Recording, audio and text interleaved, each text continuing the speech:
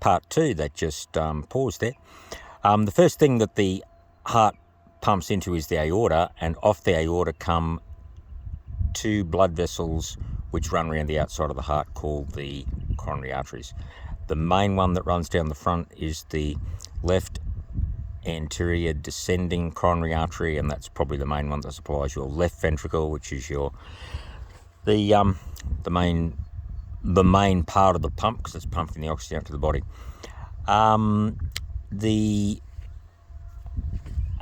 Basically a heart attack is when something happens to block one of those coronary arteries, so that this can be a clot, or this can be a clot being something that forms inside the artery, or an embolus being a little bit of grit or crap that's in your artery that gets dislodged, that then blocks off the artery. It's just like blocking off a hose pipe.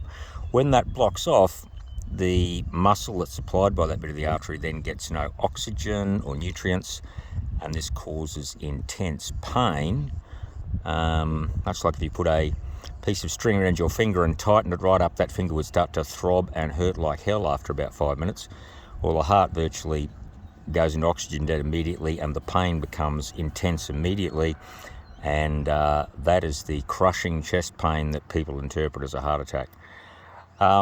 If the blood can sort of get around that obstruction, you may find that the pain eases, and that sort of is then what we define as angina. But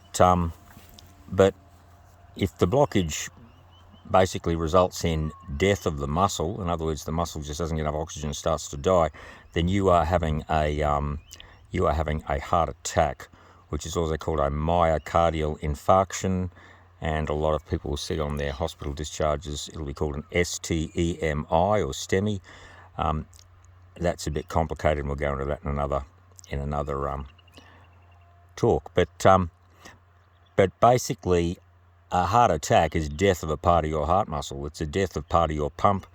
If you looked at your car and it's got 8 cylinders, and it had a similar sort of thing happen to its motor, it might be that one of the 2 of the cylinders just got wiped out. So it's a completely undesirable thing to have, because your pump's always going to be weakened if part of it dies. So a lot of the treatment nowadays is basically trying to get that blockage out as quickly as possible, so that the heart muscle doesn't die and it can recover.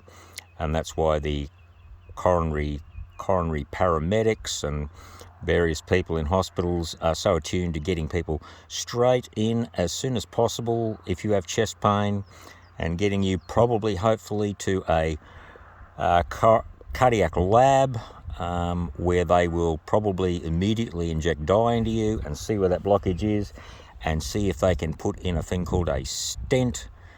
It's a bit more complicated than this. It's way more complicated than this. But basically, a stent is a little spring which springs that artery back open, hopefully undoes the blockage and gets the blood flowing again.